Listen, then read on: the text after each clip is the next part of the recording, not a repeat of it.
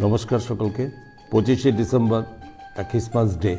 এই দিনটা সারা পৃথিবী সঙ্গে ভারতবর্ষ, সেখানে আমাদের ত্রিপুরাও সেটা একটা মহাসমারোহে পালিত হয়।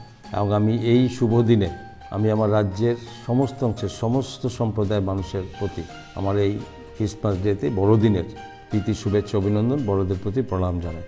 এবং এটাও সঙ্গে সঙ্গে বলবো যে এই দিনটিতে যেভাবে অন্যান্য আমাদের অন্যান্য ধর্মীয় যে সমস্ত অনুষ্ঠানগুলো হয়, যতটা জাঁকজমকভাবে করা হয় তার থেকে কোনো অংশে বড়দিনটাকে কম করা হয় না।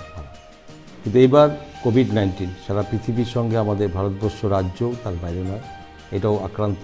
এবং এর সঙ্গে সমস্ত উৎসব, বিভিন্ন অন্যান্য ধর্মের উৎসবগুলোকে কাটছাঁট করা হয়েছে। আমাদেরও ভারতবর্ষের মহারাষ্ট্র, কর্ণাটক এগুলোতে নাইট কারফিউ চালু হয়েছে।